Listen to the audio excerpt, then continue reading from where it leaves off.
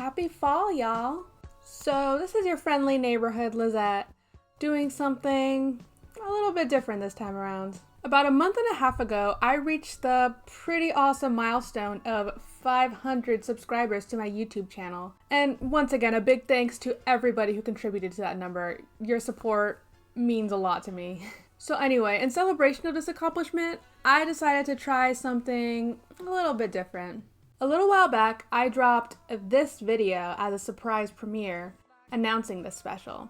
In essence, I requested that my subscribers request any song they want for me to review. And I threw out a limit of 100 songs for the video with a naive assumption that surely I wouldn't get 100 comments in the 4-day span that I have for folks to request their songs. As it turns out, I got 100 suggestions in the span of about half an hour. Oh yeah. So long story short, the following songs that I'm about to review are those that attained the most likes and ultimately made the cut for the final 100 for this video. There were a lot of interesting choices, from old favorites of mine to first time listens to, well, you'll see.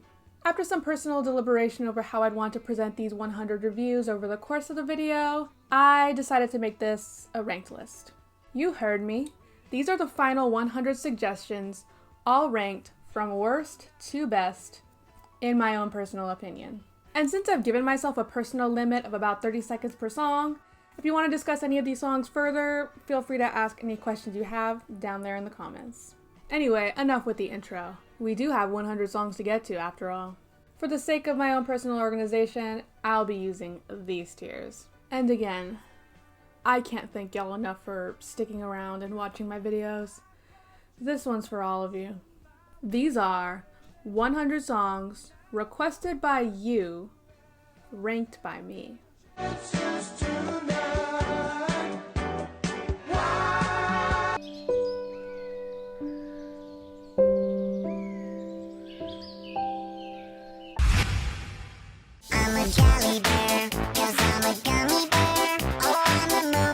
Okay, so this is the actual worst. The height of Jamster may have been one huge mistake. And worst of all, there's a key change in this one. A fucking key change. Fuck off forever. Fuck that little mouse, 'cause I'm an albatross. I really don't have any words about this one. I just hate it. I'm honestly debating whether this should truly be above Gummy Bear. That's how much I hate it. This is some goddamn annoying shit, and I wish I had never listened to it in my life. Moving on.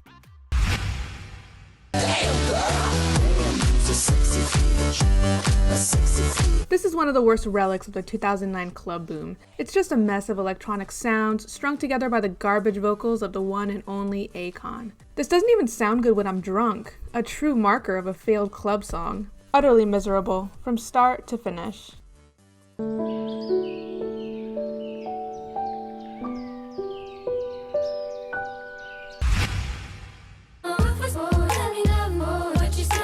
No.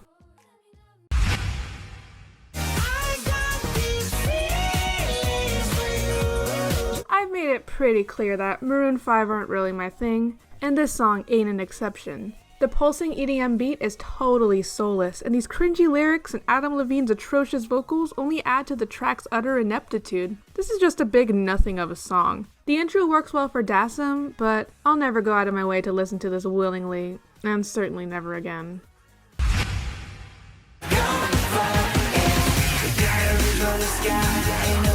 I know this is supposed to be a joke pick, but to be honest, I never thought this was as bad as its reputation presumes. The pre-chorus in particular actually has kind of a cool melody, and Snoop isn't bad here. Too bad Corey Feldman is no musician, and everything is saturated in the ugliest sounding dubstep production I've ever heard in my life. This is a pass. Then he waddled away, waddle waddle, till the very next day, bum bum. This is potentially adorable and obviously meant for children and all, but also it's annoyingly repetitive and leads up to a pretty dull dad joke. Also, this guy's voice is actual hell. Raffi, this is not. Take me to church, I worship like a dog at the shrine. Hot take? Maybe. I could never really stand this song. This chorus has a nice progression to it, but the song as a whole is just too droney for my liking. It's just so boring, and even the chorus loses its magic after the second go around. Nothing against Hosier as a musician, I'm sure he's quite competent. This is just such a thorn in my side, I could never see what was so impressive about it. So say Geronimo, say Geronimo, say. I know nothing about the song, or Shepherd, or anything in that vicinity, but this is just so vapid. It's the kind of shallow, formulaic, repetitive pop rock that I used to hear on the quiet cinema speakers while waiting for my movie to start. I honestly have nothing else to say about it, and would rather just move on. Sorry. I'm addicted to the feeling. Yeah. Has-Been Hotel is, just not my thing. I have no idea how this fits into the show canon, if it even does, but as a song, it just doesn't sound good. I'm already not a fan of this type of loud, glossy EDM, but even with this in mind, the lyrics here are just atrocious. The performers do well, I guess, but the material itself is just, yeah, definitely not my thing. At all.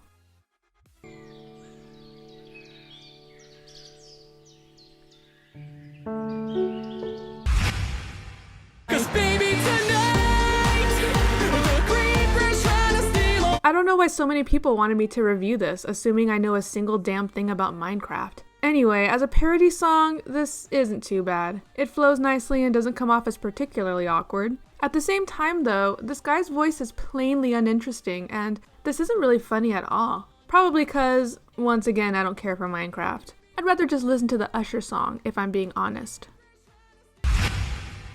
Fight so dirty, but your love so sweet. Talk so. I think that I'm not a fan of 5 Seconds of Summer. This isn't the worst thing in the world, but boy does that repetitive screeching in the chorus get grating very quickly. But then the song keeps on going, and there's honestly not much here that's keeping me on board. Yeah, I don't think I like this one much at all. 5SOS might just not be my thing. Clap your hands. The person who requested this stated that this is one of their favorite bands. Judging by this song, yeah, sorry, it's not doing much for me. The melody in the chorus is sweet and bubbly, but the emotions feel flat and the thematic core here is kinda icky. I don't know, that totally might just be me though. I'll mark it up as also not for me. Bow, chicka, bow, wow. That's what my baby says. Now, now, now.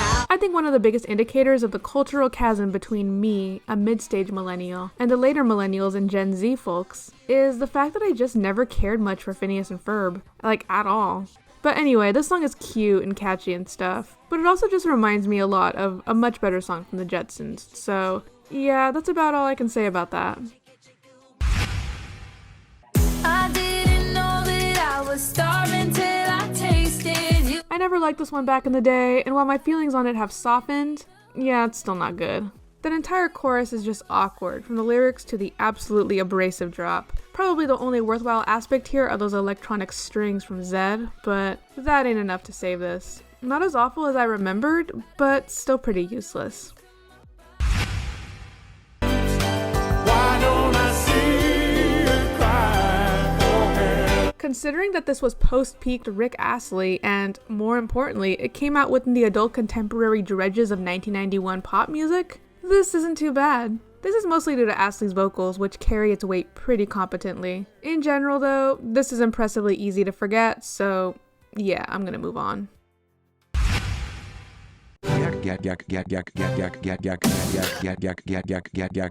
So, I got more requests to review 100 Gex songs than any other artist for this special. Kinda crazy considering that, based on this song alone, they seem like nothing special. There's a lot of ideas going on with the song, but there hardly feels like there's any sense of form, stability, or even any point to any of this. It's mostly noise to me. Maybe I'm just too old for this. It says you plus me equals S. Aw man, I remember as a kid I used to catch this music video on MTV and thought it was the silliest shit. And yeah, it really is the silliest shit, but at least now I know that these guys have got their tongues firmly in cheek. As a parody, it really nails the sonic atmosphere and feel of all those 90s boy bands. As a track though, yeah, let's just say I'm happy to leave this one in my blissful childhood, where I'm sure it belongs. water, fire, air, and dirt. Fucking magnets, how do they work? I had only known this song for the meme line and literally nothing else. Honestly, besides this nice Easter egg, this song is pretty boring. I've listened to a few other ICP songs in the past, so it's kind of disappointed that this song is so tame in comparison. That glitzy beat is kind of neat, but otherwise I really couldn't care less. 3 nights at the motel under street lights in. One of my favorite aspects of this challenge is how it's introduced me to songs and artists I've never heard of before in my life. To be honest, while the chorus of the song has a nice sway and the production in general sounds pretty nice, the whole song also kind of falls apart at the second half and it gets real bad. Which is really disappointing considering how much I was vibing to it before this. Nonetheless, that first half is some pretty infectious beachy indie pop, so yeah, I'll probably end up revisiting this one despite its flaws.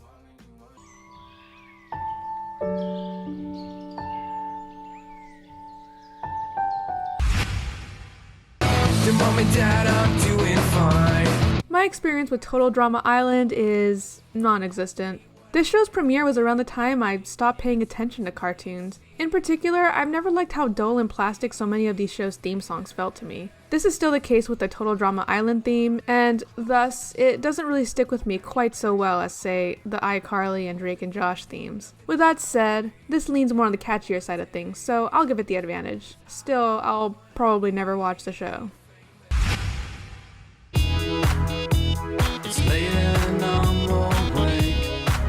This is a cool meme song. That first drop is some king shit, and I would absolutely lose it if I heard it live. But after the first minute or so, I just can't be bothered to really continue much forward. Also, that synth riff gets way more annoying over time, so meh. They threw me out of church. They threw me out of church. Wesley Willis is far too fascinating of a figure to even begin to explain in this video, so I urge y'all to look him up in your own free time. As for this song, well, it's a mostly spoken tale about how Willis misbehaved in a church so much, they throw him out. It's nowhere near an exceptional piece of his oeuvre, but rather one adequately shining example of what this guy is all about. Not so much enjoyable as it is fascinating in context. Rock over London, rock over Chicago, Diet Pepsi.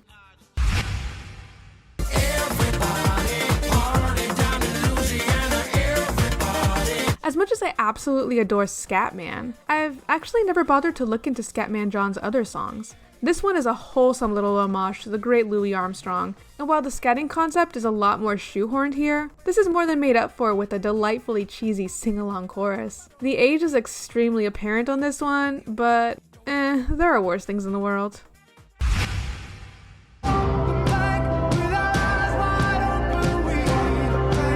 Man, I really wish I liked Gautier more, as I'm sure there are some real interesting gems hidden in their repertoire. This one, while perfectly solid, isn't really one of them. I dig the galloping drum beat here, but I don't know, it's just so hard for me to stay invested in anything else going on here. It all just sounds pretty basic, to be honest.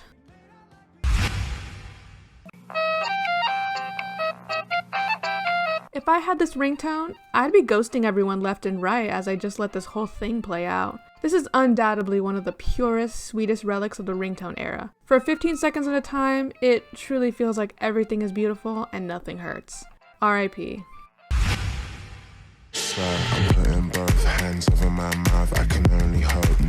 Jeez, I've been procrastinating on MNEK for so long now. I remember checking out this single back when it first dropped and finding it pretty underwhelming. It still doesn't do much for me, but I definitely vibe with the bombastic clubby vibes, especially at that confident, bossy bridge. MNEK seems like he has a personality to be reckoned with, and I hope to find the one track from him that really, truly clicks with me.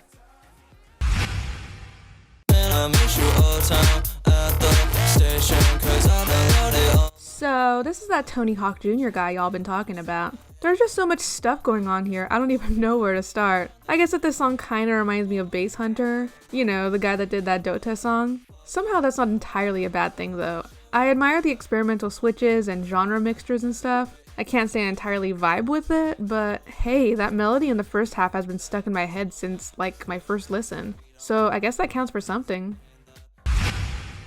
Shut the fuck up, Shut the fuck up. Shut the fuck up. Shh. Rina Sawayama is easily one of the most interesting pop figures I've come to know lately. I mean, take this song alone, which sounds like older Godsmack by way of Britney Spears, or something. I don't know, it's a weird sound, and it honestly doesn't entirely work. With that said, it's a truly admirable experiment, and if nothing else, it's got the nostalgia factor going for it. So, go Rina.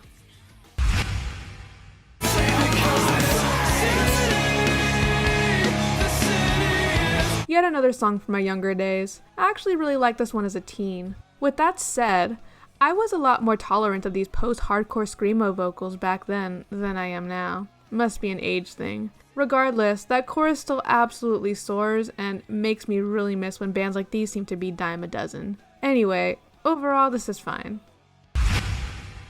Me not working hard. Yeah, right, picture that with a Kodak, or better yet. First of all, the first 60 seconds of the song is a 10 out of 10. From Pitbull's truly bonkers opener, to Neo's hook, to the build-up, and then the release. From there, it kind of just plateaus, but I'd hardly say that this is bad at all. It's a blissful reminder of just how huge and stupid pop music of the 2010s was. And that's always a nice reminder to have, I think.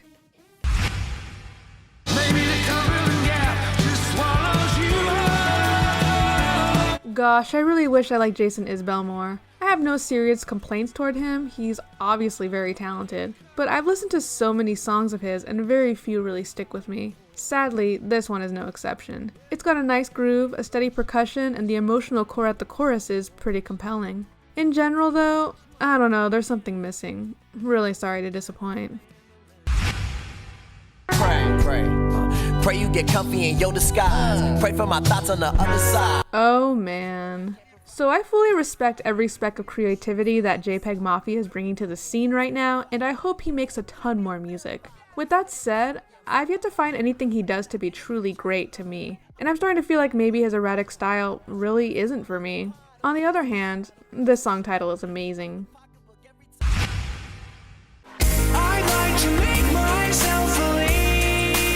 This was a pretty prominent song when I was in high school, but it might be a little too twee and adorable for me to truly love it. That chorus absolutely swells though, and that's definitely worth its own weight in gold.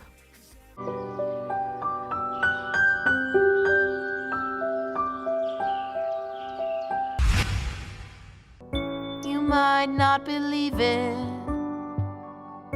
You might not Steven Universe is a wonderful show with so much incredible music under its belt. This one was never one of my favorites in particular, but that doesn't mean it's not charming. I love this soft instrumental, and Zach Calisan as Steven always gives me so much joy to hear. It's a charming little number about putting aside irreconcilable differences to build a brighter relationship. Definitely a heartwarmer.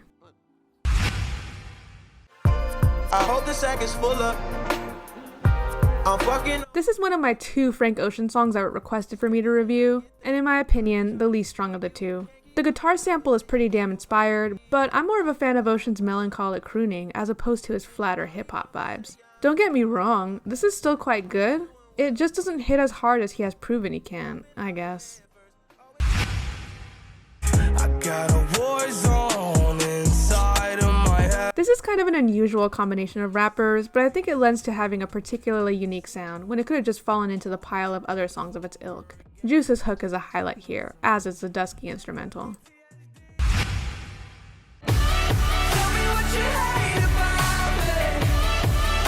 I wasn't really vibing with the song's down-tempo feeling for the first verse or so. Once that emotions-led chorus hit though, it became apparent that this is the bulk of the track's appeal. This whole song reminds me of something Dashboard Confessional would have released back in the day, for better and for worse. It sticks to the brain well enough without overstaying its welcome. With that said, I do wish it offered a little more to its EDM light vibes. Oh well. Sorry, bro, I love you. Sorry, bro. Dorian Electra is probably the single most interesting figure I've discovered doing this special. There are a lot of cool moments here, and the actual hook of the tune slaps pretty hard. With that said, the song is a bit too short and, frankly, feels a little unfinished, so I can't really connect with it as hard as I would otherwise like to. Nonetheless, I've listened to a few more Dorian songs after this one, and yeah, they got plenty more interesting stuff in their repertoire, so I stan.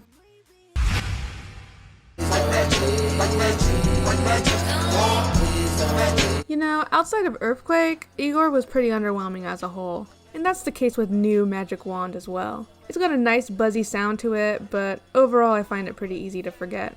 Great Grammys performance though. Don't let the days go by. Oh man, I loved this song when I was a kid. Nowadays, yeah, I can definitely see its clumsiness, particularly in Gavin Rossdale's Jarl of a voice and those awkwardly cryptic lyrics. Nonetheless, my heart still swells at that chorus to this day, especially when the strings pop in. Despite its clunky nature, it has a really soulful core and is a staple of grunge-era ballads, not for no good reason.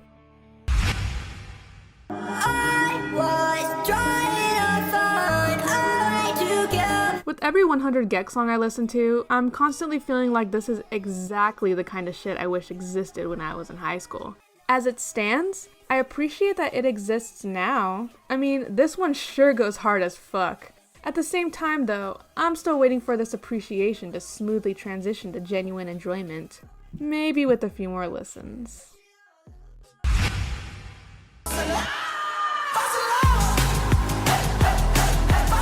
I remember not being so huge on Starboy, the album, but this one was kinda cool. Like a lot of Weeknd songs, its substance pales in comparison to the style. That chorus is totally insane for sure, but everything else surrounding it leaves much to be desired.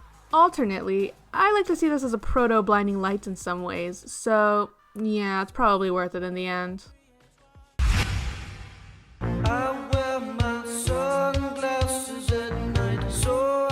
Man, there really is nothing quite like that glossy 80s cheese, huh?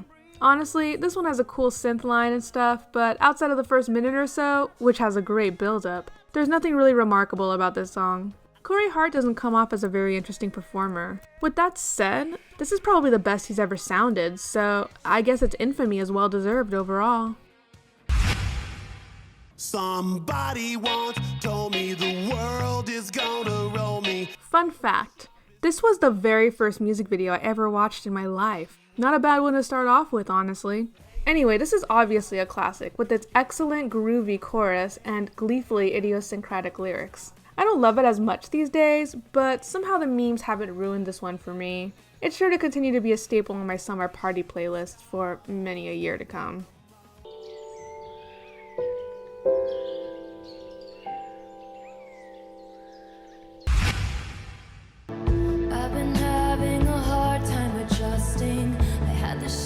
Folklore isn't my favorite Taylor Swift album, but boy do I admire the shift in creative energies into something more organic in essence. I love the way this track sounds, with its muted instrumentals set aside Taylor's painfully honest, regretful lyricism. It's too early to say whether this will be a standout of Taylor's vast discography, but it's pretty lovely nonetheless. I just wanna feel myself. You want me to kill myself? I'm a fan of Denzel Curry and will probably vibe with damn near anything he puts out, at least a little bit. With that said, this is one of his weaker ones. His bars are relatively limper than usual, and while the dismal production is a plus, it also leaves much to be desired. With all that said, whoever requests his Bulls on Parade cover for my 1000 sub special is my new best friend.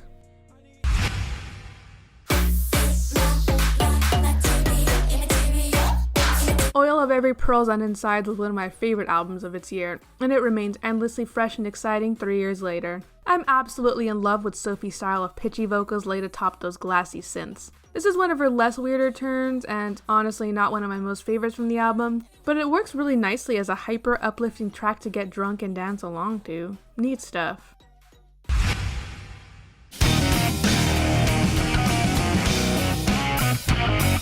The riffage here is completely off the charts, and I find that those jumpy guitar chords are practically cemented in my brain hours after listening. It's so good.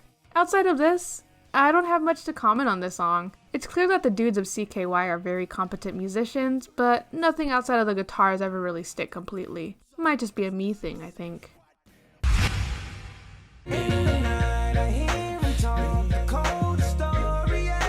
Kanye's 808s and Heartbreak era is a mixed bag. Still, I've always been a fan of this hook, which I remember being absolutely everywhere the winter of 2008. I also particularly dig that pan flute production, and while the lyrics here are a tad questionable, the sound as a whole is pretty nifty. It's a catchy pop tune that uses its auto-tune incredibly well. Catch me singing this in the shower from time to time.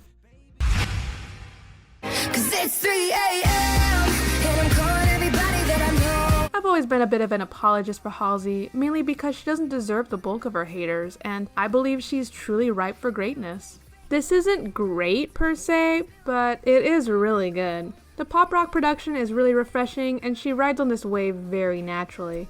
Good stuff, honestly. And I'll just use this moment to also say Nightmare is good, fuck y'all. Why you always in the mood? Fuck around like you're brand new. I'll probably talk more about this later, but here's a bite-sized review. I'm super down with this jumpy guitar sample. I think it's fun as hell. Moreover, I sure as hell can't get that chorus out of my head. Nonetheless, yeah, those lyrics leave a lot to be desired, personally. But once again, I'll get more into that at a later time. Short story short, it's a good song.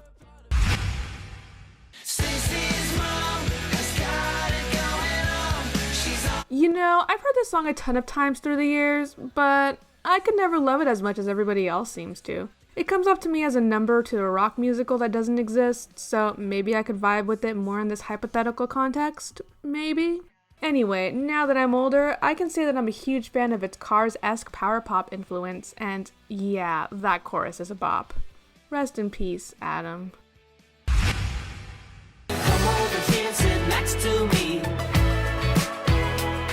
Pumped Up Kicks ain't shit compared to this song. These chill neo-disco vibes feel tailor-made for those breezy kinds of summer romances. And I especially love the Gibbs-like falsetto at the post-chorus. It really feels like Foster the People had reached the sophisticated grown-up band point of their career with this, and that is so satisfying to see.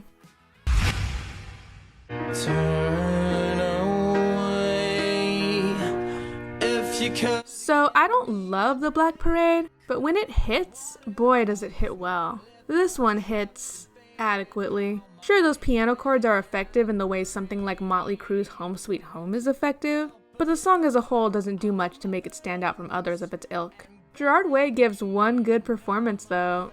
I just love him. Hot feelings.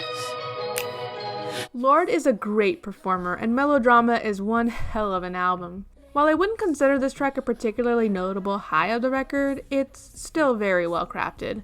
The dense, smoky atmosphere is certainly worth praising, as is Lorde's signature biting performance. It's a good-ass song, for sure.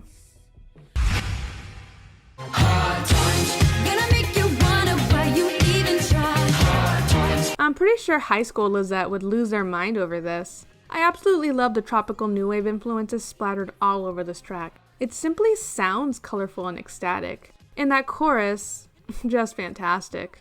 It always did feel like there was a little something missing that could really take this one over the edge, but that's just a minor complaint, considering how delightful everything else sounds. Fun stuff. In your eyes, I see there's something. After Hours is turning out to be the album of 2020 for me. In Your Eyes may be one of the weaker turns of the record, but it's still pretty damn good. I am all over those 80s throwback synths and this track's general chillness. And I do love the saxophone at the end there, even if I do wish it was a bit more interesting. But I guess that's only a minor gripe. Good stuff. And he's gonna get high when he's low. Gotta love any song that begins with a spoopy organ and continues along a cool klezmer beat. It's been a few years since I listened to Warning, but I do remember this being among the highlights of my listen. There's a lot of cool, unusual instrumental choices here, and its swaying melody and dismal lyricism seem like this would be a nice staple at karaoke. It's real neat. It's bigger than black and white. It's a problem with the whole way of life. I already talked about this one in a previous video, so I'll use this platform to state that this song will still be hugely relevant long after it's faded from the public consciousness.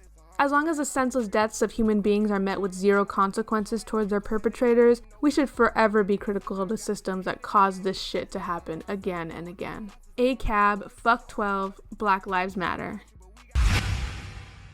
Slow down and dance with me. Yeah.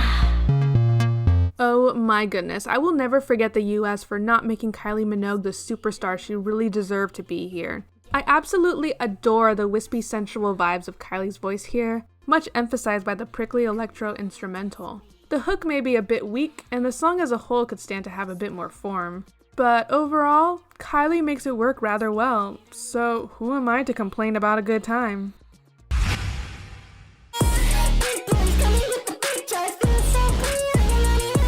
Okay, now this is where 100 Gex finally kicked for me. That confrontational intro is a perfect bait leading to the rest of the song, which has this blown out, erratic energy that feels more focused and stable than many of their other tracks. This honestly reminds me of when I discovered death grips for the first time, though obviously they're not nearly so hostile. Yeah, I think I, dare I say, fuck with this.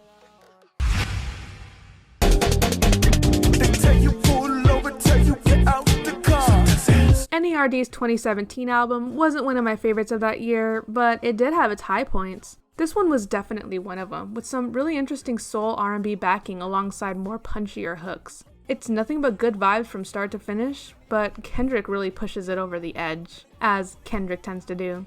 It's just one super solid banger of a track, and sometimes that's all you need.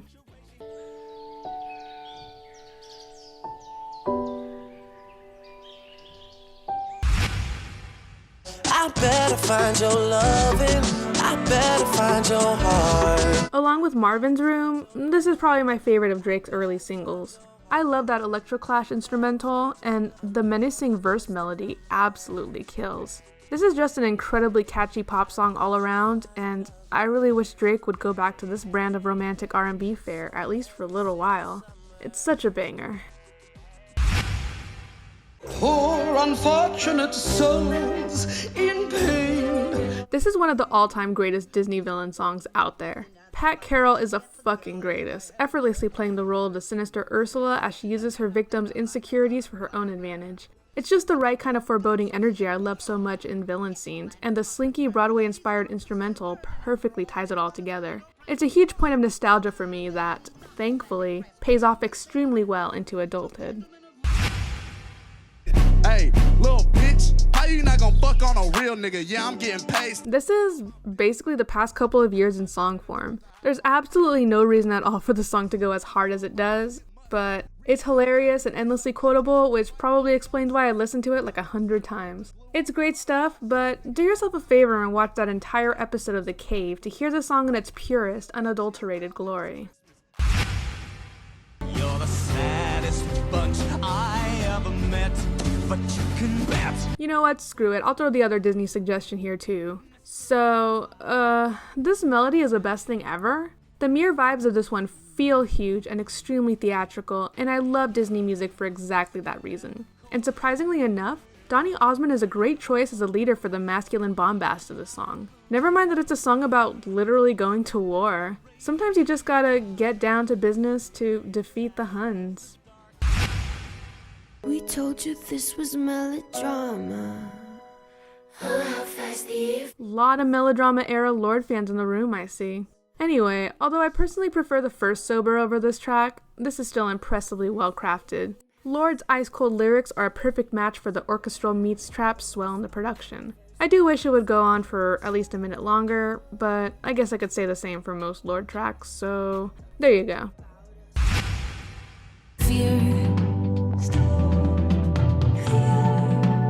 Oh man, I really need to get around to Hailey's album. I love the message of this, concerned with self-resilience and told through the strong, comforting vocals of Hailey herself. The drums and organ are both fantastic, and this feels like a really great sign-off of one journey in life and into the next.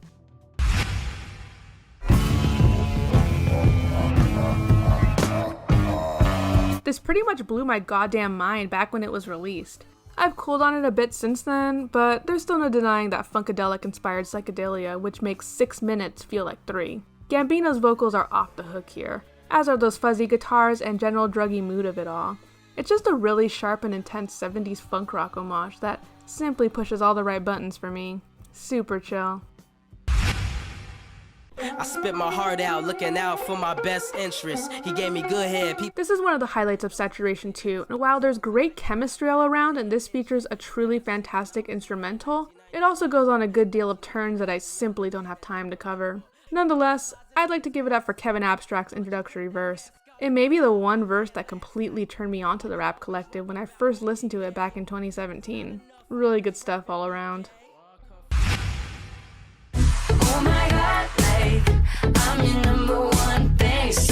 This is my shit. This has all the uplifting catchiness of a Carly Rae Jepsen tune, with a synth-pop instrumental that reminds me more of similar sounding stuff from the late 2000s, like Cut Copy and Holy Ghost. I especially love the heavier riff that pops in after the chorus. These ladies are really interesting, and yeah, I'm gonna have to check out some more from them in the future, for sure.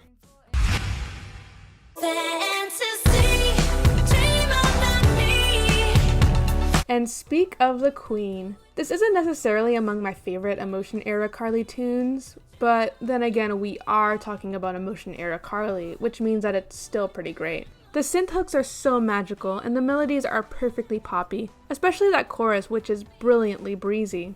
I guess I could be talking about damn near any such lovelorn Carly Rae Jepsen song, so yeah, this is really good stuff. Who that nigga with a goat? Who that nigga getting gold? This bitch is better. Holy shit. It's always so refreshing when I discover something so intense and raw in its energy, it essentially floors me. The flow here is so heavy and weighty, and Backwash has one hell of a presence. I listened to this one like 5 times in a row, I enjoyed it so much. I'm pretty speechless. Never heard of Backwash before, and I generally don't know much about horrorcore, but it looks like she's something I really need to dive more into. If it ain't fixed, don't broke it, don't panic. If it ain't this, it ain't shit, goddammit. If it ain't this, it ain't dope, it don't flush. James Murphy has always been great at the Long Boys, so it's a great decision for Gorillaz to invite him onto their own Long Boy. But what is this? Andre 3000 has come to play too, and, well, long story short, he's basically the shit. This is such an erotic, robust piece of music that is never boring for a single second. I really appreciate the manic energy in the bulk of the track, and Andre goes above and beyond with his own elegant swag. Check this one out, it's pretty great.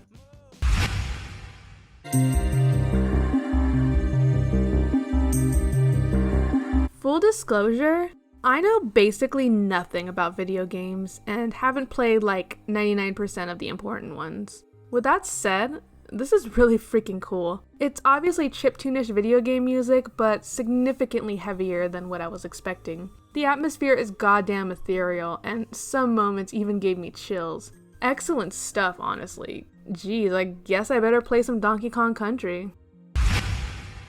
And I know it's long gone and that magic's not here no more. I recently stopped procrastinating and listened through all of Taylor Swift's albums, and it was at Red when I really started to pay close attention to her artistry. All Too Well is also one of her strongest tracks here. The visual representations on display are impressively vivid, and the emotional swell is strong and extremely compelling. I think this is also one of Swift's stronger vocal performances, especially at the climax at the bridge. Honestly, really great stuff. And I can see this being one of my all-time favorite Taylor tracks with some time. I care for you still, and I will forever. Blonde is an album that's definitely due for a revisit from me. Re-listening to White Ferrari was, at least, a very pleasant experience. Ocean's voice is incredibly warm here, and I especially love the moments of vocal splicing throughout the track. That outro especially hits me really, really hard. The emotional pull is at an all-time high here, and yeah, this one is definitely going on my playlist for when I want to disappear in some good old-fashioned feels.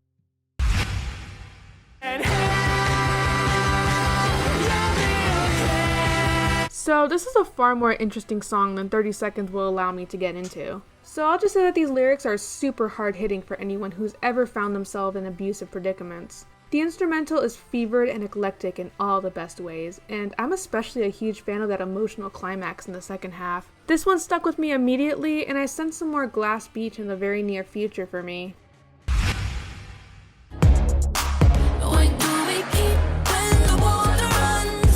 Charlie is a queen, as we all know, so her teaming up with fellow queen Christine is a godlike decision for sure. Anyway, this is a great song about instability and social anxiety that also makes me feel like dancing alone in my room for hours. In other words, the best kinds of songs. Also worth mentioning that the electropop instrumentation is absolutely lovely, as Charlie songs tend to be. So good. 'Cause So I will definitely be talking more about this at a later date.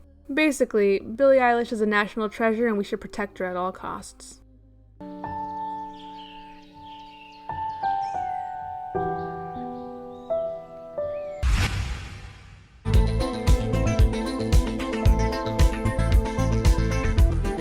love disco, I love Daft Punk, and I love Random Access Memories. Honestly, it feels like I'm doing this song an extreme disservice by talking about it so briefly. But anyway, this 9-minute epic is one of the album's absolute cornerstones. I love the introductory interview from the man Giorgio Moroder himself. I love the pulsing EDM beat that makes up the bulk of the track, and I love that absolutely exhilarating outro. Honestly, just listen for yourself to really take in the genius of everything going on here, because I'm basically out of time.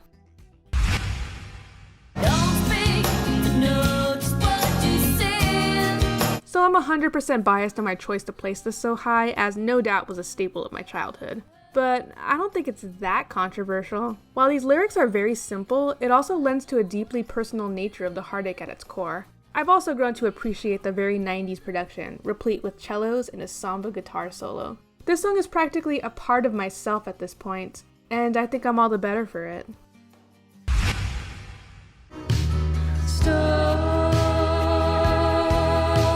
I really love Waves Blood. Her voice is just incredibly pleasant to the ears, and her brand of dream pop is just the kind of stuff I love. Andromeda is yet another example of her penchant for beautiful soundscapes. I love the walls of synths here, and especially the weeping guitars that pop in now and again. It's just a really beautiful song, with all the right touches of Americana folk stylings to keep things interesting. Waves Blood can do no wrong, honestly.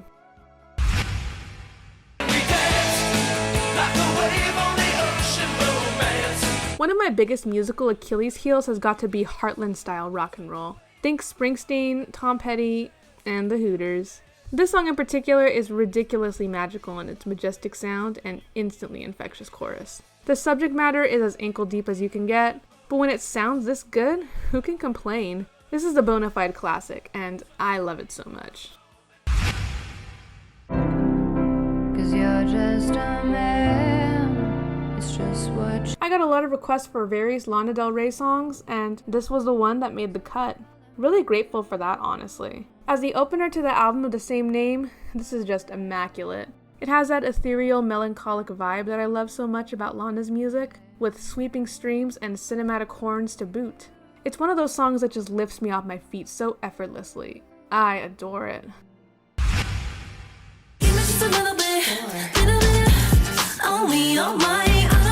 The first time I listened to the song, it absolutely blew my brains out. It sounds so akin to an early Destiny's Child record, with fuzzy guitar splices that sound straight out of the Napalm Death soundbook. Anyway, this has been one of my most played songs of 2020. It's effortlessly catchy and has basically wormed itself in my brain to live forever. And I'm perfectly okay with that. Brace yourself, I take you on a trip down memory lane. This is not a rapper. It was so invigorating going back to Good Kid, Mad City, an album that I haven't listened to in a couple years. I'll forever be in awe of Kendrick's raw energy on so many of these early tracks, and Mad City is a great example of such. Both halves of the track are just incredible. He's got this skill at deftly transitioning from chill party vibes to something significantly darker. Overall, this is bars atop of 6 sick bars. What more could I even say?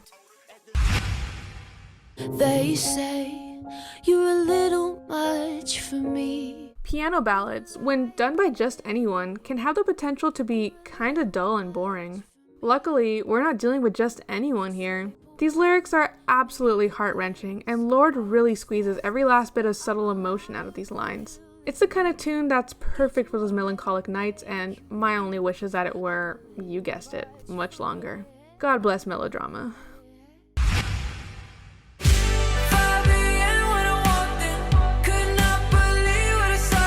So I kind of figured that this would happen. Someone would recommend me a new to me song that, upon listen number 1, I knew I wouldn't be able to stop playing again and again. I'm such a sucker for these tragic atmospheric synths, and the vibes of this one hit me in all the right places. This is outrageously catchy, while also being very, very sad. In other words, just what I need in these uncertain, gloomy times. Love it.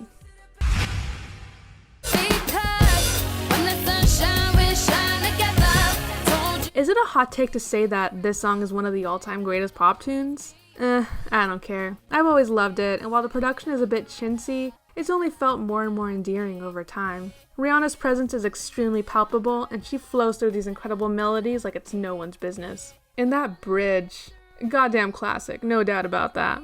When I think about the state of pop music of the 2000s, this is one of the first songs to come to mind, and for a hella good reason.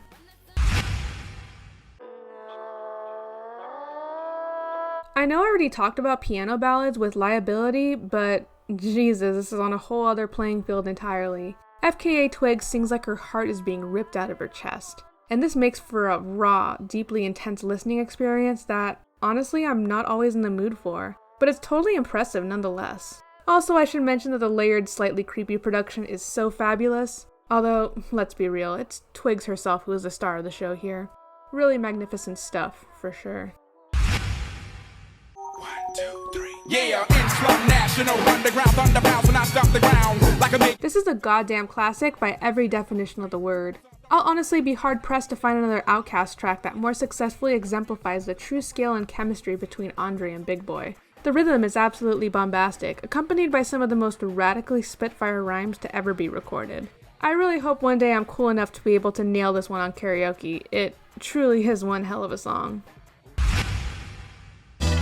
Where you and I was walking. Now I run a game, got the whole world talking. King Kunta, heaven. There's a lot to love about To Pimp a Butterfly, but King Kunta has always been a personal fave.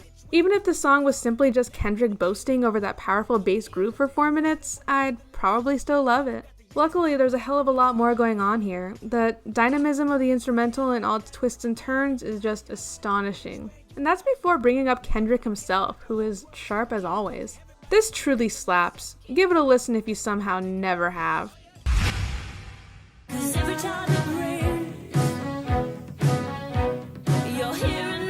So, in case you didn't know, Kate Bush is absolutely amazing. This song comes from her legendary record, Hounds of Love, and is but a taste of Bush's artistic capabilities. I love the orchestral backbone to this one, making the song come off as absolutely huge. Bush herself is the epitome of classical romance, and this song clearly demonstrates the kind of marvelous sonic beauty of which she is so very capable. Also, y'all should read what the song is actually about. It's kinda cool.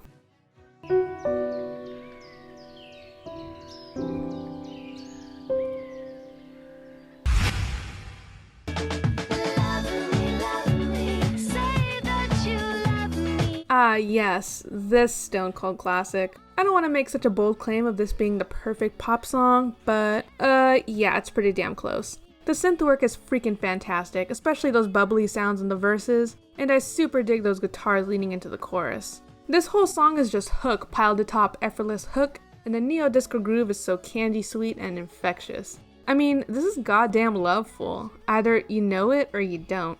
As far as I'm concerned, it may be one of the catchiest pop songs in existence. It's so good.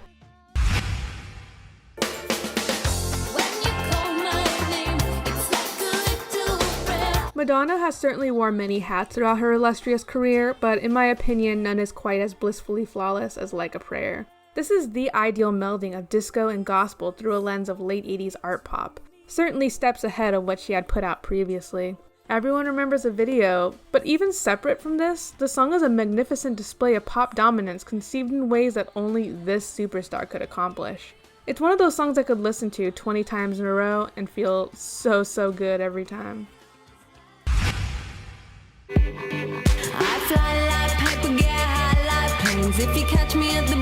This one never gets old.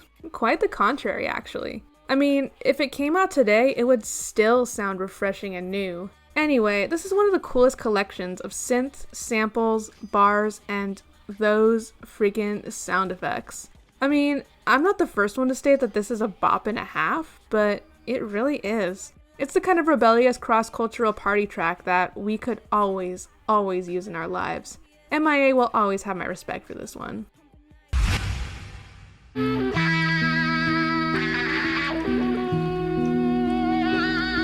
Now this is some legend shit. Maggot Brain is one of my favorite albums, and it's not the least because of this incredible opener. It's a 10-minute instrumental with a lot of empty space, though not a single second of it feels wasted.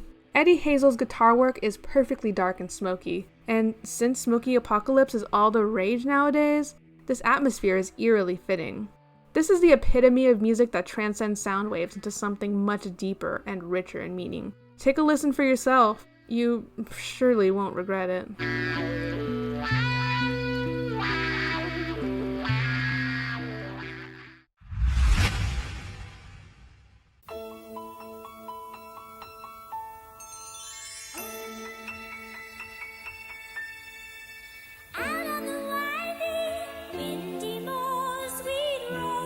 I was hoping with all my heart and soul that this one would get enough votes to make the cut. And boy am I happy that it did. This one is high-key one of my favorite songs of all time. Right off the bat, Kate Bush nailed her unique flair for richly pastoral balladry. This instrumental here is just astonishing, and Bush has such a massive talent for these romantic turns and lilting melodies that effortlessly tumble like a swooning lover. This song feels almost unreal, almost too good to exist in this mortal coil. But, well, I'm forever thankful it does. Let this be a sign to, if you haven't yet, listen to all of Kate Bush's music immediately.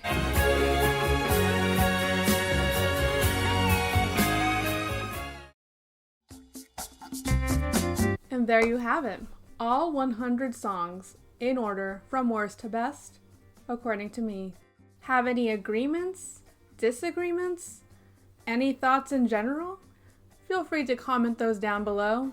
Please like this video, subscribe if you haven't already, and help me get to 1,000 subscribers because I will for sure be doing this again. Best of 2005 Part 2 and the newest episode of the last 3 months are both coming up soon. I'll see you then. Peace out.